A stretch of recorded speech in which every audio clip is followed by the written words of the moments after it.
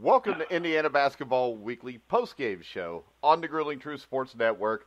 I'm your co-host for the IU show, Mike Goodpasser. Right now, I'd like to welcome in my co-host. First up, 1981 national champion, Steve Risley. How you doing, Steve? Doing great. It's another nice day in California. Golf tournament's going on out here. NASCAR is firing up this weekend. Got to watch an IU basketball game. Life is good. Okay. Nobody buy that. But next up, we've got Big Ten champion. And I really don't know what to say. Colin Hartman. Let's see.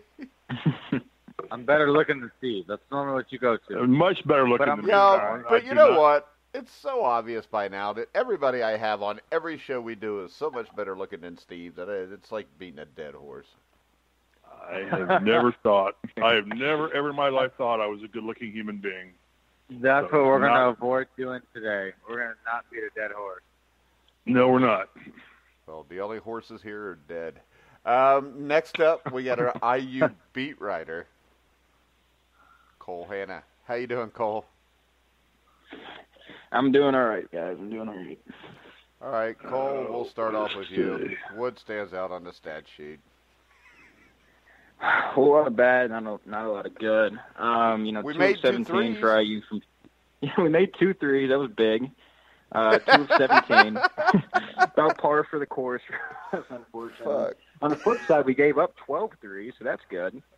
No, that's bad, Cole. Yeah, it's just there's not a whole lot of good in the stat sheet. They gave up 23 free throws to Minnesota. We shot 28 free throws, though. That's good, I guess. But, offensively we were bad. Defensively we were awful guarding the perimeter. Minnesota just pretty much had their way with us on both ends. There's not a whole lot of good takeaways from the stat sheet. 19 assists on 28 made field goals for Minnesota. We had 8 on 20 for us. Minnesota played like a team tonight. We did not. And I think that stat pretty much summarizes that. Yeah. Steve, we did have 4 scores in double figures. Yes, we did. I'm not going to just continue to like we all joke that we're not going to beat a dead horse. There's nothing else to say. I mean, it's the same thing. Yeah, we're saying it's not games. I guess my question is, Colin, is this a coaching issue or not? I mean, I don't know. I don't know Archie Miller. I've never met him. I've never talked to him.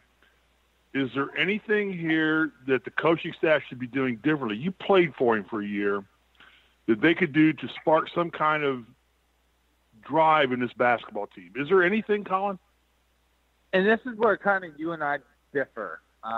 You always say that Coach Knight always sparks it for you guys, and it's not that way for me. You either want it or you don't as a player. Okay, all right. Whether it's any sport, basketball, football. And I'm not dishing on you or anything like that. That's my mindset. You either want it or you don't. There's no coach or anybody in the world that can just automatically be like, you know what, you want to play. I'm going to teach you how you want to play. I want to teach you how you want to win. No, you either want to win or you don't. You either really, really care or you don't. And that's my problem with this team. I don't think it's a coaching issue. I don't. Okay, I've been in the back of it. And I'm not dishing on you. I've been in the locker room, in the film sessions. I've been in all that. I've been in practice, obviously. I don't think it's I'm going to push you to want to win. You either want to win at this point for your pride or you don't care enough. You're checked out. You moved on to the next chapter, whatever it is, next season, NBA, whatever it is. You've either moved on or you don't care. That is my problem with this whole scenario that's going on right now. Okay, and so I really don't. And fair. And I've been very supportive of Coach Miller. I've been on 3 other radio shows this week and been very supportive of Coach. So you got to give him time, let him bring his own culture in here, and let him get his own players in here and do things. So, in your opinion, this is just a conglomeration of kids who winning. I don't want to say winning's not important to him because winning's important to everybody, but is the willingness to prepare to win not important to this team, or are they just not getting along together? What is the? I mean, if there is one, is there a catalyst here that could be altered that would change things and salvage something out of this season for this basketball team, or is it just a lost cause? I think that the thing is that the problem with this team is that I think they all get along. I think they all like to win. I think they all love to win. At the end of the day, I don't think that they are the type of team that when they get punched in the mouth, that is going to react as a team. So you can react as an individual. You get punched in the mouth, somebody scores a bucket on you, you can go one-on-one the next possession. But if you react as a team like that's not okay, then the team is going to make a different decision to not allow anybody to do that again. But it's so individualized. So say somebody scores, gets a bucket on you, you stop the next time, and then another player on the opposite team scores again. You're not going to care because it wasn't your guy. And you don't take it personal because it wasn't your guy. And so it's very individualized, in my opinion, just because this team is a unit. It's not that they don't get along. It's not that they don't like winning. It's that they don't hate losing. And nobody takes it personal, in my opinion. And that's the thing that's tearing the team apart is that they, in my opinion, they've checked into the next chapter. They've looked forward. And it's just, it is what it is for this team, and you're seeing the results. Point blank, black and white, easy. Nothing to read into, nothing to speculate about. It is what it is. Cole, how many games do we have left to play in the regular season? Does somebody have the schedule up real quick that you can pull up and just look and see how many games? Got 6. Yeah. Or 5 or 6. So, Colin, is there? I mean, again, I defer to you because you're in this locker room. You know these. And again, I'm not beating up Miller. I defended Miller. I've gone my way to defend Miller on Twitter, on Kent Sterling's show, on other shows I've been on. I've defended Miller, and I don't think it's all on Miller. But is there anything this team can do to, in the last 6 games, salvage anything here, or is it just we move on? They have your eyes, knowing these guys. Knowing these guys, and knowing what I would like to see. I want to see them win 6 games, obviously. I'm biased. At the end of the day, this team, to have even a foundation to keep building, has to win it over half these games. They have to win 4 of these games. And I don't even care who they play or where they play them. It's a pride thing at this point. So this team has to win at least over half these games. They have to win 4 of the 6, in my opinion. And they have to make a run, a genuine run, in the Big Ten tournament. I hate the Big Ten tournament. I absolutely despise it. But they have to play at least competitive in that tournament to be able to have a foundation to build off of next year. Because you're going to probably lose. You're losing J-Mo. You're probably going to lose Romeo. I mean, you have to build a foundation that these guys care. And even if you do lose half these games, they have to be knocked down, drag out, dogfight. They can't be like, oh, these guys didn't really care. I don't really see the emotion in it. I don't really feel the emotion. But when you see guys diving on the floor, mad at each other, pulling each other's jerseys in the huddles, stuff like that, that's going to show you that a team cares. That's going to show you that teams care more about winning rather than friendship. Because the people that I have the most friendships with, and I guarantee you Steve is the same way. Steve is not friends with the people that he lost with. I am not friends. I don't talk to people that I lost with. I talk to the team that I won the Big Ten championship with. I talk to the people that I went to Sweet 16 with. Steve won on a higher level than I did. I guarantee you that Steve only talks to the team that he won with. Guaranteed. And that's what these guys have to decide. That's what society is like these days, is that people are so worried about offending people, hurting people's feelings. It's not about feelings. especially at this level at Indiana University. People don't come to Indiana University for feelings. They come to win. And that's what this team needs to figure out, is that it is more important to win than hurt each other's feelings. Because if it hurts somebody's feelings, then they don't see the end goal, and it doesn't matter anyway. Okay, if I could, I've got about 4 questions for all of you, and I'm going to start, Mike. As a coach, a high-level coach, you coach professional level, and not to rip on Miller, is there something that Archie could do differently to get this team to do? Because and Colin, the question I have for you, will this be the second question, and for all of you. Let me ask Colin this question first, then Michael, I'll ask you. Did everybody agree that I thought the team started off pretty aggressive at the beginning of the game? I thought they came out and played hard, and they were banging the boards.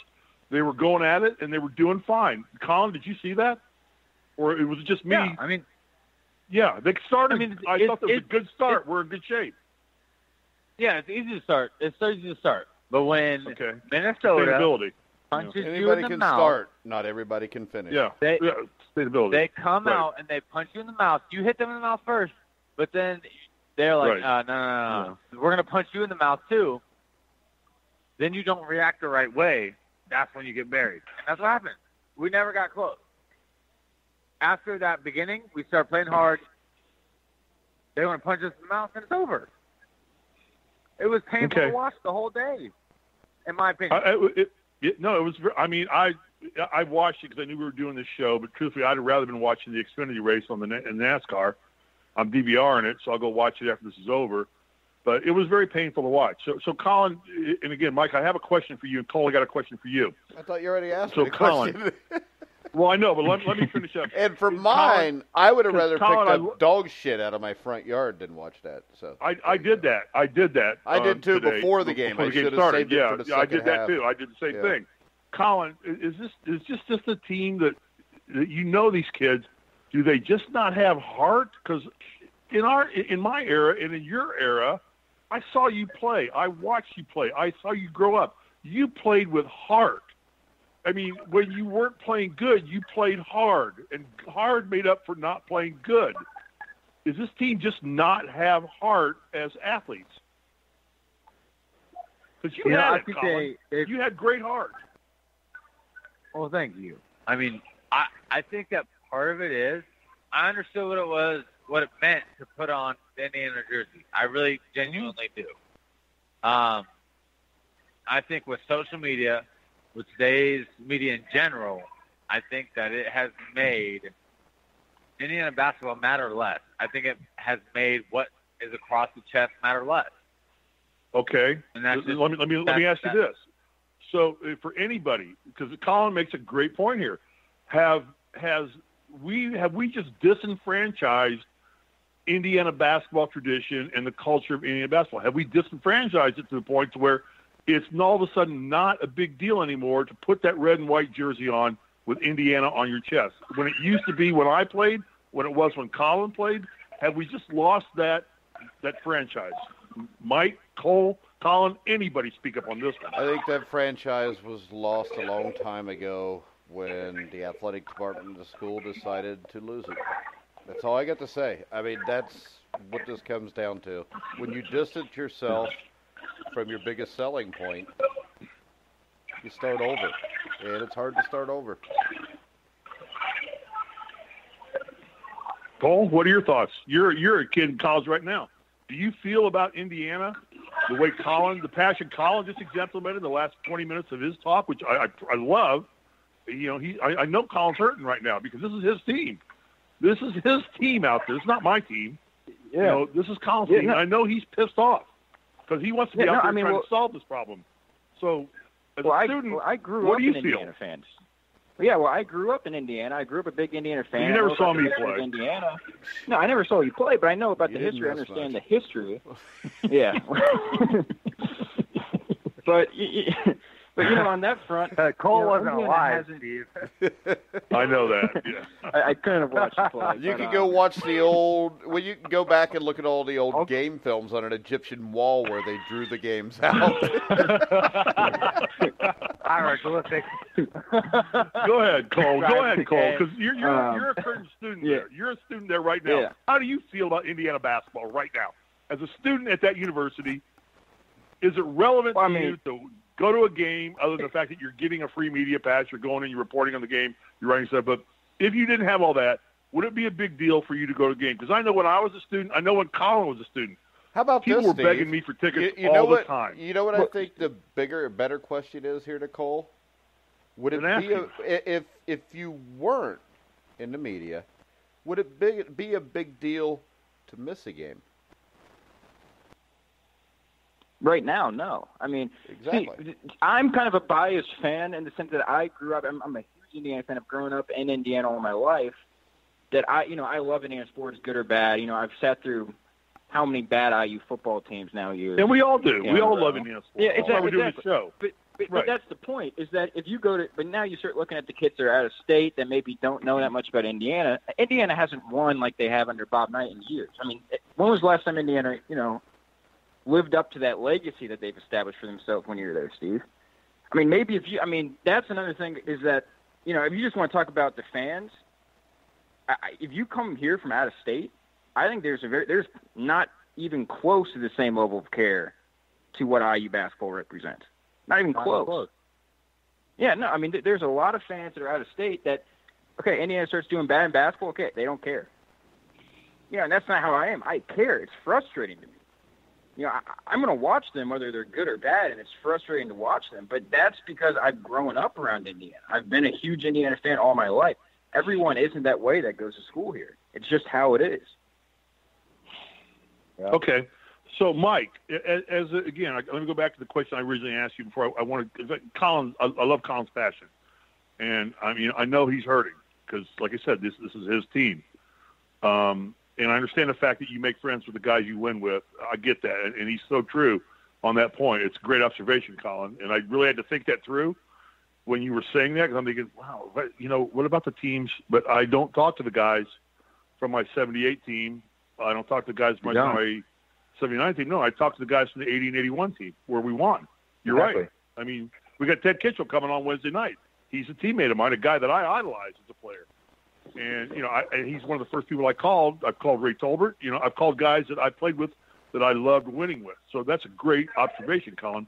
Mike, as a coach, and again, don't rip on Archie Miller. It's not the point here.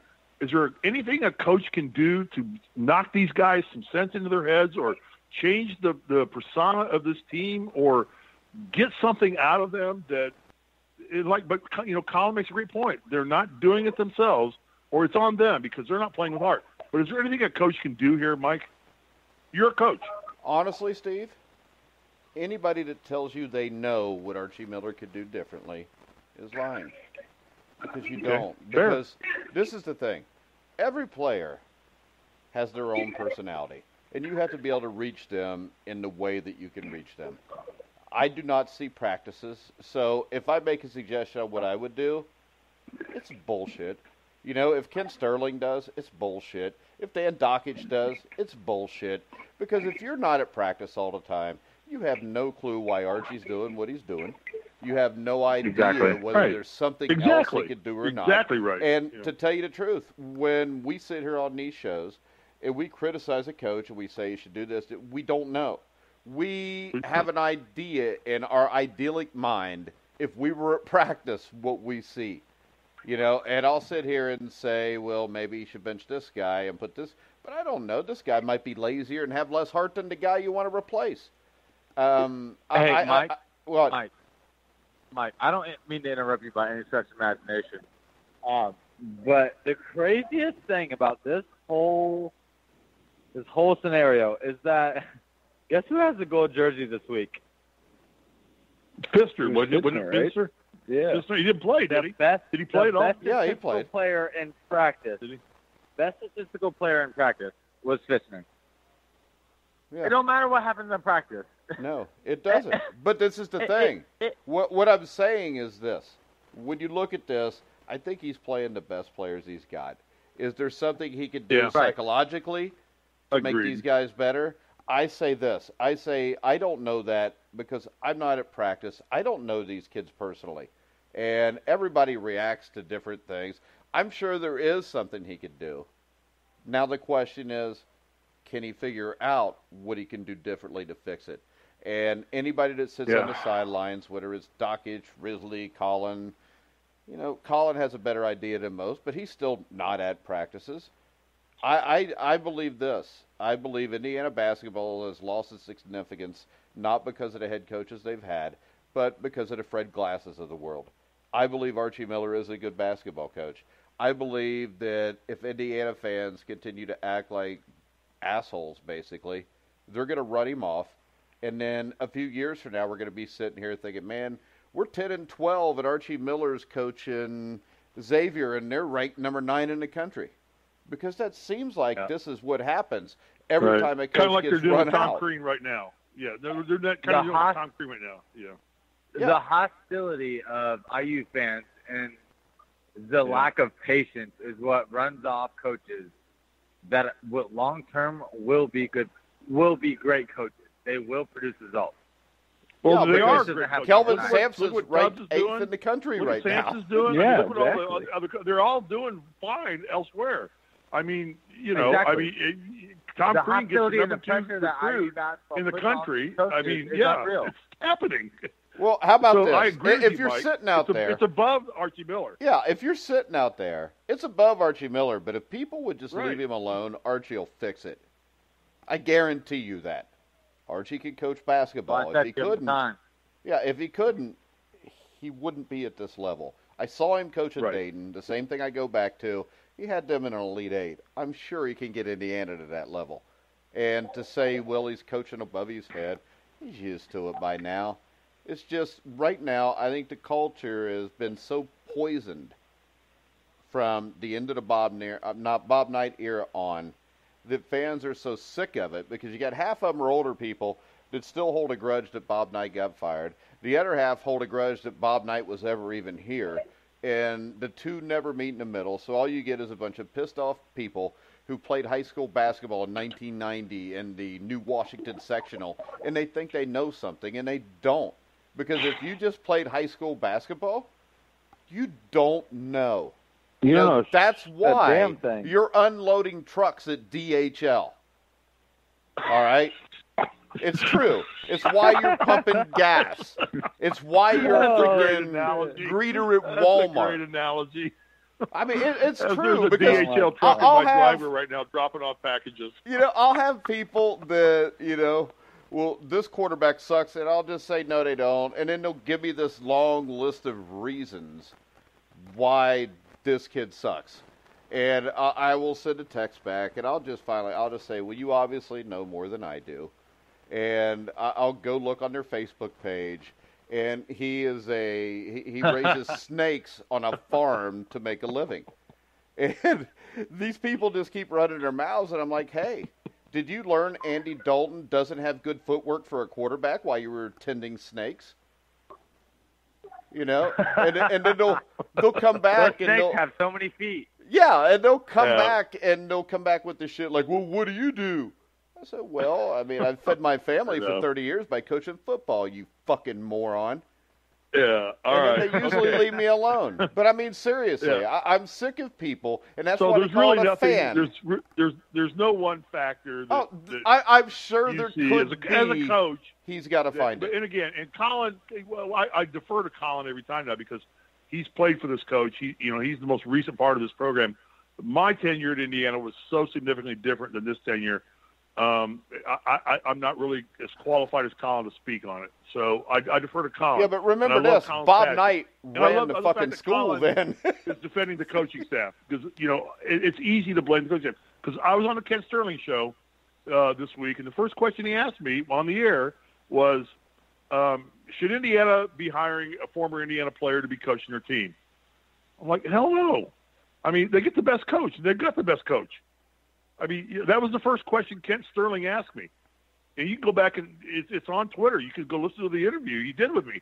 It's like, should Indiana be bringing back a former IU player and going? I'm like, hell no. Yeah, because he wants to we have a saying great something bad about Miller. Listen, that shit does not matter. Hiring whoever, Archie Miller is a great coach. It is bringing in guys. It is bringing in guys that have pride in themselves, in their team, and in fucking winning. Pardon my French. It is in winning. No. If you have guys that have pride, that want to win and care about, because at the end of the day, if you lose, that's not on just the university. That's not on just you. That is on your family. Like, your whole family is going to feel the repercussions. Yep. You need to bring in guys that care about their family name, care about the university, and care about themselves. It is your name on that forever. Especially in Indiana, people remember you how you perform. Hey, you know what? For some reason, it blows my mind. It blows my mind that people remember me and like me for what odd reason. I didn't do anything spectacular, but I cared. That's all it takes. You did a lot of spectacular, Colin. You did a lot of spectacular. Don't sell yourself short. I did the little things.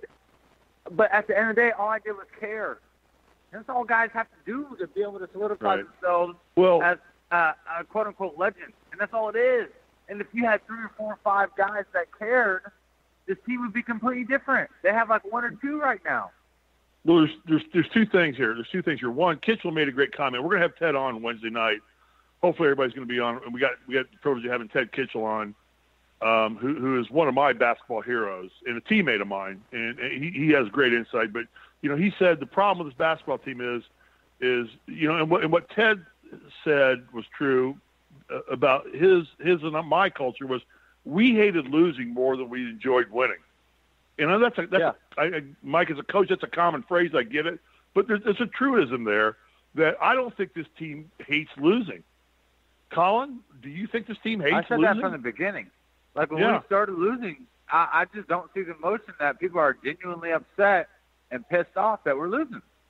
I'll be completely candid. That's the way it is. Yeah. And Steve is spot on. The teams that genuinely hate losing will make the change. The teams who like winning, love winning, but are, losing happens. The teams that are like that will accept a loss after loss after loss after loss. And they're accepting it. They're accepting it. Yeah, they're accepting loss after loss. Hey, remember I love these dudes. These are my guys. These are my guys. Yeah. I love this team. I love these dudes and people. Well, I love your passion. At the end of the day, it's results. I don't care what you know you what say. I think, Colin? College basketball is a business. Here's what I think, Colin. It's a results-oriented business. I think right now you give a damn more than the 12 guys putting on a uniform today put on. I think you give a damn, and these are your teammates. I think you care more than they do, truthfully. That's my opinion. You do too. I mean, but the thing is, like, and that's part of the thing when I say that, like, a lot of players, especially in today's world, don't understand what it means to put on that jersey. They don't understand how many people would literally commit murder to put on that jersey one time. They don't understand what it means to be able to wear that jersey and represent this state. Because, quite candidly, we don't have a lot else going on. Indiana basketball is the mecca for these people, for us. It is what it is. And these guys don't understand that people eat, sleep, and breathe this stuff. And that's why we're so passionate about it, is because it means so much to everybody in this state. And that's where the social media in today's world is. This microwave society that wants instant results is destroying this program, in my opinion, because you have a great coach, and I will go to my grave. You have an unbelievable staff. Unbelievable staff. These guys work day and night. They work so hard. You have all the pieces in place. You just have to have the players. You have to have at least 5 players that care. That, like, genuinely care. If they lose, they're not going out. They're not talking to their girlfriend. They're not going anywhere. They're going home, going to sleep, waking up in the morning, going to the gym, going to class, whatever. They're handling business. That's what guys have to do now. It's very, very so hard funny as a coaching you say staff. that. You have to the hardest thing is to find those guys, especially in today's world. Cole, I got a question for you right after this, but I'll make the statement. Colin, the comment you just made is so good in that I remember times when I was playing and we lost, and my family was there, and my girlfriend was there, and we wanted to go. I'm like, I'm going home. I'm just going home. I'm so pissed off. I don't want to socialize. I don't want to talk to anybody. I don't want to be seen in public. I embarrassed my team. When we lost games we shouldn't have lost. And, I can remember poignantly several times when we had a fraternity party to go to after the game or a sorority party or whatever. And I'm like, Dale, Shar, whoever I was dating at the time in college, I'm not going. I'm going home. I'm too pissed off to be I'll say something I'm going to regret saying because I'm just too mad about the fact that I lost. Or you're going to end up hitting somebody, being in the newspaper or whatever. Yeah. Or you end up, I just went home to my apartment or my dorm room, whatever, depending where I was in my 4 years, and just sat and stewed and just wanted to go get back at it. I wanted to go to practice that minute. I don't think this team has that resolve at all. Cole, is there anything statistically this team can work on that would change the outcome of some games that you see, because, you're the beat writer, you're at the games more than any of us.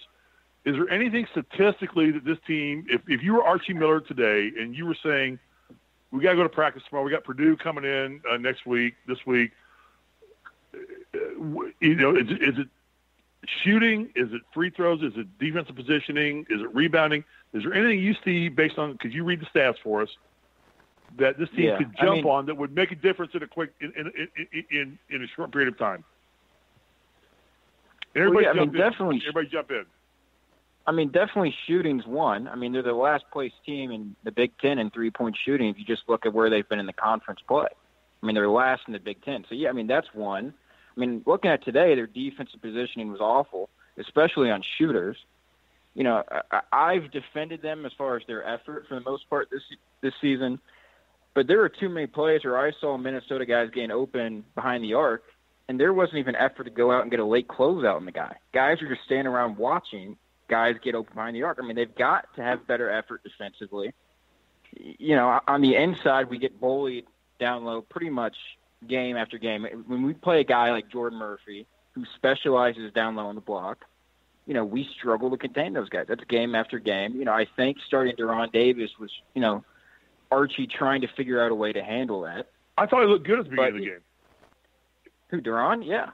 I thought I looked really strong. Deron's clearly not 100% right now. No, he's not. Yeah, from a conditioning standpoint, he's got to get back into game shape. But I thought Deron's fine. But they've got to shoot the ball better. They have to play defense better. They were awful defensively. As bad as they shot the ball, 2 of 17 from behind the arc, I thought defensively was their worst in the floor. They're awful. Romeo Langford should not only have 6 shot attempts in the game either. We've got to get him involved in the game. There is too many times where we just sit him up as a spot-up shooter or just play him off-ball. Romeo Langford is not effective as an off-ball player. He's just not right now. That's not the area he's going to specialize in. So, and it's tough to say because there's so many areas. We just lost by 21 on the road to Minnesota, who's lost 4 in a row. There's so many areas in this team that we need to improve on. So, there are areas we can improve, but there's just down the line right now, there's more areas we need to work on than there's areas we can say we're doing well at right now. Okay, 2 more questions here, one for Colin and one for Mike. How about this, though? Real quick, obviously, I'm not at practice, and I don't know these guys psychologically, but I don't know why they don't try running Romeo as the point. Yeah. Why? Yeah, involve him more, because he's Colin, would it be fair to say that, and Mike makes a great point, Romeo doesn't seem to be away from the ball strong player. Is that fair, Colin, to say that? That he's got the ball in his hands, he's dominant, he's good. So Mike makes a great point. Should we just run Romeo at point, keep the damn ball in his hands, and let him make things happen for this team? Mike, great point. Part of the problem. Damn, that's great, Mike. That's For a football coach, I'm impressed. That's a great question. Colin, answer the question. I think it's the biggest thing is, like, we do get movement off the ball. Well, we're supposed to, whether it's off-ball screens or anything like that. I think that the guys just don't cut hard. They don't take the pride and understanding that if you cut hard or you set a good screen, you'll probably be the one open. Because they're going to overhelp for XYZ.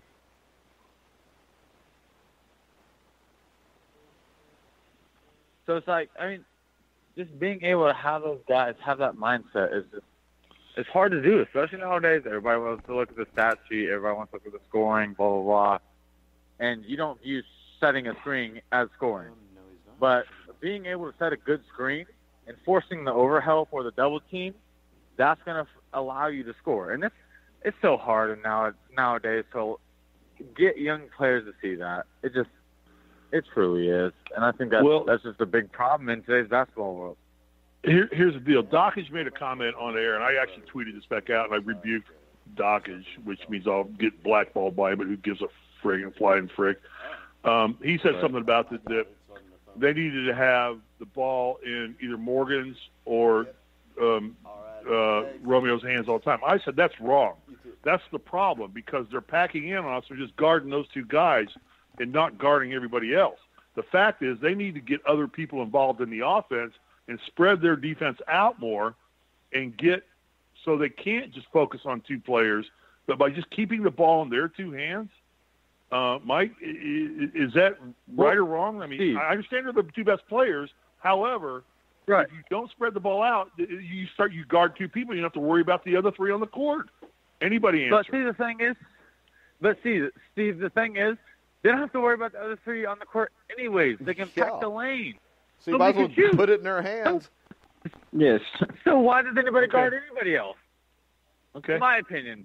I mean, if you don't have anybody that can shoot like a Matt Ross or somebody you can just throw in there that put out 3-point line or put them in the corner, if they can't leave, then you can open up that driving lane down the elbow. You can drive right down the elbow, right down the lane, because they can't help off. They have to make that decision at that point. And then you have a guy in the corner that can knock that shot down religiously. And we don't have that. We just genuinely don't have that. Nobody's had the confidence or shown the confidence to knock that down consistently. So why would anybody respect it? There's no need to respect it. I would bank on an err on the side of, this team shot 12.5% today from the three-point line, so why would we guard them from the three-point line? Right. Why not pack it in, guard their top two, maybe three scorers, and just go with that? That's the way it is, and that's the way the teams are guarding us, and that's the recipe. It genuinely is. If you can't shoot at this level, you don't have several guys that can shoot at this level, it is very, very hard to win. I don't care how athletic you are. You have to have multiple guys, two, maybe guys that can hit the shot from three, because it's part of the game now. Okay, so Colin, here's my question. And just another thing I want to say here. Go ahead. All right. Go ahead. Fair. No. You go ahead, Cole. I'm dominating here, but I'm just asking you guys questions. All right. The one thing I want to say too, they don't need to rely. I'm not Colin's saying that, but they don't need to rely on the three ball. But it's like Colin said. They just need guys that the defense has to respect out there. Guys that's going to make the guy come out of the paint. It has to be respecting. You have to. Help. Yeah. Exactly. It's not like I'm not saying we don't want it to be that you're just relying on a 3-point shot and you're chucking up threes every possession, but you have to make the defense respect you. Just make them come out and guard you when you have the ball out there.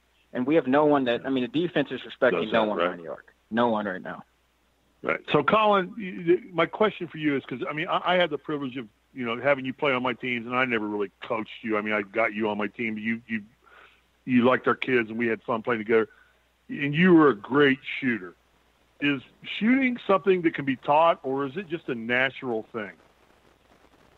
It can be taught, and this is why I say that. My freshman year, I made 0 3-point shots. 0. I made 0 3-point shots in my entire 4 years there. My sophomore year, I was ranked second in the Big Ten free throw or 3-point shooting percentage. Yeah. and that was behind Nick Zatzloft, who was also on our team. So it can be taught. It's a mental thing that guys can fix. You have to have somewhat of a baseline to be able to shoot. You can't grow up where nobody's ever taught you form or anything like that. You have to have some sort of form. But people can teach you and fix it and make it translate to this level, because it is a different level. It's a footwork thing. There's so many different other things that go into learning how to shoot, and especially at this level, because you have to get it off at a certain amount of time. Because you have very, very long and athletic guys that can close out very quickly. You have to get your feet right. You have to get your shot off quickly. You have to do it efficiently. It is something that can be taught, but the guys have to buy in mentally. So it's the same thing as free throws with me. And at this point, it's a mental game that guys have to look in and just, go back to what they've worked on day in and day out. And that's what guys aren't doing right now. It's just not translating. That's the reason why. They're just mentally checked out. Yeah, there you go. And I wanted to comment, too, the reason I never hit a three-point shot in my life, because the three-point shot wasn't part of the game when I played the game. That's how old I am. You're ancient. Mike. Ancient. Yeah, I am ancient. Mike, you're a coach. Okay, let's go back to the coaching mentality here. What do you do tomorrow in practice if you're the coach of a team that's, disintegrating like it is? You're the coach. You've got to figure this out. You're getting paid money to coach this team and to put wins on the table. Mike, as a coach, what do you do tomorrow in practice? You got Purdue coming up, the biggest game of the year for Indiana at home. Purdue coming in. What do you do as a coach tomorrow, Mike? I think I'd bring a cardiologist in to check to see if they all had hearts. Seriously, Okay, I would. explain. I would question their manhood. Well, explain. I would question yeah. their manhood. Maybe bring some boxing gloves Dr. Rick in. comes into play, Steve. You can't do that no more. But I'd get a cardiologist. Let's do some scans and see if a heart exists. I mean, So it's not a because physicality gutless. thing. It's a mental thing, Mike. Is what you're saying? No, what I'm saying is this. If you ever seen the movie Patton, somebody talks about love somebody Patton, being yeah. a sore loser. And Patton said, you show me somebody who accepts losing, I'll show you a fucking loser. And Loser, I would right. like to say, because I looked this up, George C. Scott. because I wondered why people said pardon my French, I would say, since I said fuck, pardon my German, because it was a Germanic word from 1475. Oh, Jesus, with the history lesson. There you go. No, Yeah. I didn't know. I looked it up. There's something Again. interesting on this show. The history Yes, lesson that's from what Mike I was Fitzpatrick. doing, Colin. You got me, Something Colin. You So understand. let's you know what? Let's I don't go want round people to table just here. listen to us fucking whine and holler for 42 minutes and not get any kind of knowledge out of it. So now, Get some knowledge out Bob, of it. I who like works it, for Mike. Get knowledge out of this. Bob, who works So at Colin, DHL, you're the- actually learned something. So, Mike, you would bring a cardiologist. And Colin, what would you do tomorrow if you were Archie Miller? What would you do tomorrow? At this point in the season, if I was the coach, other than bringing a cardiologist, the way you find heart is to just run them in the ground. And I've been a part of practices like that. So that makes you They play are harder the if you get worst run in the into world. the ground. No, it does not make you play harder. It shows you who's going to try to play harder. Who cares? The people who you try to How run on about, the ground. what and about they this? keep What if he's going, done that before and nobody cared? Then Well, then you that's just fine. run on the ground and throw on the ground. I mean, at the end No- of the no day, if you knocking have a anybody bunch of here. guys that you've run Yeah. on the, no, but if Who's you've already knocking tried to anybody? run people on the ground, Okay. then what do you have to lose? All right. So we got one finding heart, one running in the ground. Cole, what would you do? Knife fights. And I'll tell you. Yeah, I'm going to tell you what I would do. I'm going to tell you what I would do last. I'll tell you what I would do. But Cole, what would you do? For the most part, I mean, I agree with Mike. I mean, to me, it's just about pride. It's about finding some heart. I mean, it was just effort out there for a lot of the game today. I mean, I'm not saying that they play with effort. They win. Just and think that you're going to find some heart. You can't. What is the actual solution? no. though? You can't just bring in the No, cardiologist. I agree. That's I not agree. gonna work. No, I agree with Colin. We just I agree with Colin Mike. here. No, Mike I said agree. bring in a cardiologist, Cole. Yeah, I would embarrass It's not him. a solution. I'd bring in all kind of TV joke. cameras. I would put pictures all over Twitter of them, and then I would go to my press conference and I would say all of our kids are basically pussies. And then I would see if they had any heart. I would turn them against me is what I would do. And see if that brought them together to fight harder. So, That's what I would do. I mean, all I'm saying thank is you. that That's a legitimate I agree with I like that. that. Just you need to find some heart. That's true. I don't know. Yeah. I'm not at practice. I don't The know. what Archie's cardiologist doing, thing is what he's just done to try to get done. show. I'm trying to embarrass them to make them fight. I don't think embarrassment's the way to go. I don't Really? think it does any What good. do you think's the way to go? Do you think maybe you should run or holler and call them names? No, and I'm gonna tell you what happened to us, and this is real world. Yeah. We were in a losing streak, kind of not as bad as this is, obviously, because it was a different era back then. But Knight brought us in the locker room, and we sat down. And he pulled up a film of his Army team, who had no player taller than 6'4", methodically working his system, doing what he wanted to do, and beating a South Carolina team that was under Frank McGuire, that was ranked number 1 in the country, had Kevin Joyce, and they were demolishing South Carolina, because they were methodically doing what their coach told them to do. And we watched that film, and I goddamn guarantee you we were all in tears. I told you not Because to this use was the word, it's vain. this wasn't a group of kids from the Army who were not the greatest athletes in the world, you had a height requirement, and he showed us the film. He just said, watch this film. And if you follow my lead and you do what I tell you to do, here's the result you will achieve. And I will never, that's the most poignant training or learning experience I ever had in basketball, was just watching the film of Army playing South Carolina in that game. It wasn't physical. We didn't get ripped. We didn't get yelled at. He just said, watch the film. And listen, if you listen to me, I'm your coach. If you trust me, you follow my lead, we'll win. And he killed South Carolina. And they were ranked number 1 in the country. All right. I can tell you what happens there with a team with no heart. They all go laugh about all the short white guys that were playing on a basketball team at one time, Steve, which you had South in Carolina Indiana. got their ass kicked. Hey, Yeah. I don't care, Steve. What I'm telling you is this. Knight could do things differently, because I don't ever remember even seeing a Bobby Knight team that ever lacked heart. You know? Well, that's basically, a gauge that's he measured, gave you that's a gauge confidence. based on, He gave you confidence that what you would do would work. The problem is this. he gave us confidence to trust him to guide us and lead us, is what he gave us. And what does that And if we have would to do with that, we heart? would win. And we did that, and we won. Okay. You know, I and don't know. I think I don't think this team respects. I don't know if they don't respect Archie Miller. I don't know what. But Archie's a good coach, a great I coach. don't think they care. I don't think they care, exactly. And we, Watching an old film's not going to make them care. Steve, you gotta turn them against you. Steve. Yeah. When you came to Indiana, when you came to Indiana, you knew what you were signing up for. You fully believed that Indiana University was the mecca of Indiana, was the mecca of college basketball. You fully believed that. I turned down Duke, UCLA, North Carolina, Notre Dame. I turned down every college in the world. When Bob Knight called me on the phone at my home one day, he called me, and within 20 minutes of talking to me on the phone, I said, "Yes, Coach, I'll come." I had not talked to Coach Knight. I was offered UCLA, North Carolina, Duke. Bill Foster was the coach at Duke at the time before Chet even got there. Dean Smith was at North Carolina. Digger Phelps was at Notre Dame.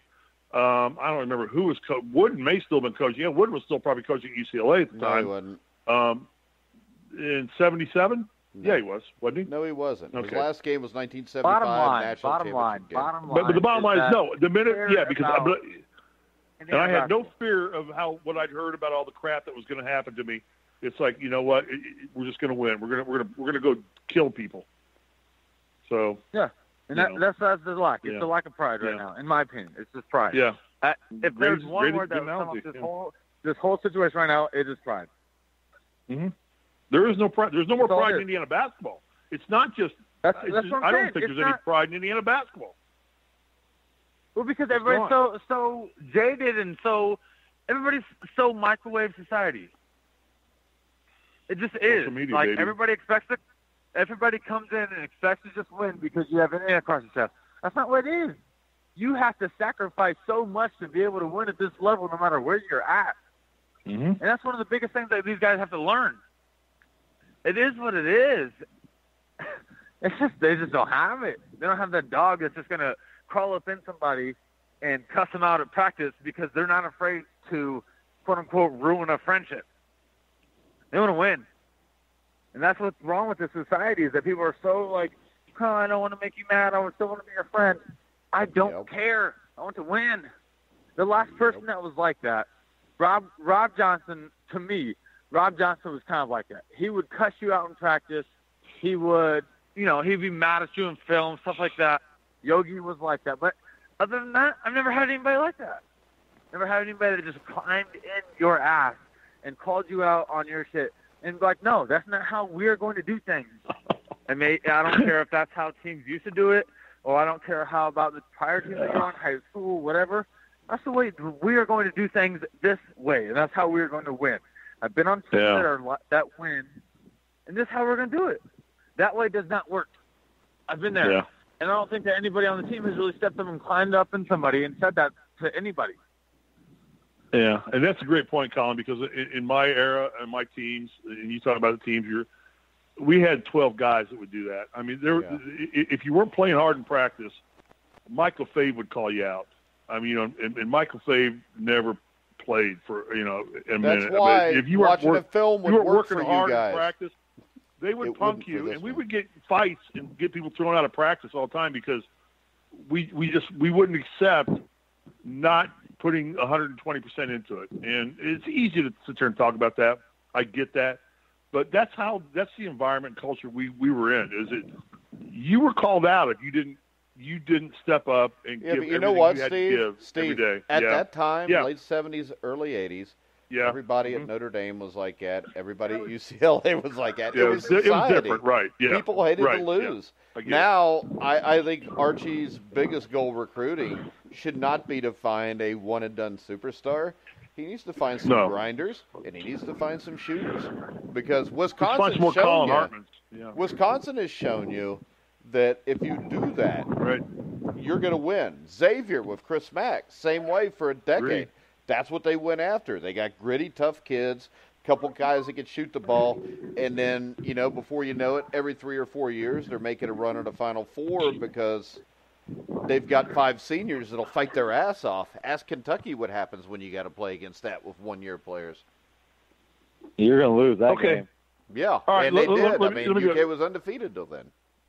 Yeah, let's start to wind this down a little bit because I think we're going to get into the beating. If you want, we can just go ahead and wrap it up. I'm good with wrapping it up. No, I have a question. I I have one last question to ask everybody. What's the shot, thank you for Colin? letting me kind of be the moderator. I appreciate that. We'd have been done 45 minutes ago if I'd have been the moderator. I love Colin's passion, and Colin, thank you for gosh, it makes me feel proud. Jesus, that Steve you wear just the same said jersey gosh. I wore, except you wore 30s and 34. And and I got to deal Wednesday night with 2 30s and 1 34, so I'm going to be in the middle of you two idiots. So I'll catch crap. Colin, and Mike, Colin, Cole. I'll start with Colin. What do you see for the rest of the season for this basketball team? Just all three of you are going to answer this question. I'm going to answer it too. So, Colin, what do you see for the rest of the season? You asking me to be the fortune teller? Yeah, be a fortune teller. Look forward. I don't know. I mean, that's a loaded question, in my opinion. That's right. It is. We're a loaded show. I can tell you what we ought to be to do this fucking show. What I think's gonna happen, I don't know. I mean, it's hard for me to tell, just because completely candid, I'm biased. I still have a very strong connection to the coaching staff, very strong connection to the players. It's okay. It's hard for me to tell. Well, put it like this, Colin. Aren't you sitting there watching them get their ass kicked, and then you just start to think, well, they could just show up like Michigan State and beat Purdue, and then we're fine again. So, Colin, what do you think the rest do. of the season? We got 6 games left. What do you think happens the next 6 games? Where does Indiana go in the next 6 games? Just 500. Take 500. So you think they're going to break even? Yep. Next 6 games. Cole, what do you think? I mean, it's tough to say because they're playing like how they are right now. They probably won't win another game. I mean, maybe Rutgers at home to end the year. I mean, it's just, I don't know. I mean, the optimist in me, hopes they can win, 4 games. I don't know. I mean, they have, look at their schedule, they have Purdue, Wisconsin, Michigan State, and Rutgers at home. 4 of their 6 are at home. But, probably 3-3 is probably where I'd go with Colin, too. I mean, it's tough to say. This team won't win another game if they don't, pick it up and improve here. I mean, they won't. They're not going to be. Illinois is playing well right now. They have 4 ranked games in a row now, starting against Purdue. Rutgers is the only game that they have a legitimate shot at winning at home that on their schedule right now, with how they're playing right now. So, I mean, probably 3-3. But if they're going to beat any of these, they're going to win any of these next 4 games against Purdue, Iowa, Wisconsin, or Michigan State. They're going to have to completely turn this around. They're going to have to find some heart, find some effort, and play with some pride. What about you, Mike? Okay, Mike. No, Mike. I'll go for you. I'll go before you because I want you to have the last word. I thought you were going to say you were just going to go for me. All right, go ahead, Steve. No, I think his team's done. I think his team's done. I think that they don't have it. They continue to decline. There's been no improvement in this basketball team. I think that they are just done for the year. I think they'll win probably a couple games, but I think they're out of the NCAA tournament. And I think that their best shot would be getting into the NIT, but they better bust their ass to do that. But I think this team, like Colin said, there's just no heart there. There's no resolve, no being pissed off about losing, and I don't see it getting any better for any sustained period of time. So I think they're toast for the year. Mike? All right. I would love to say I think they're going to upset Purdue, but I would be stupid to say that. This is what I look at.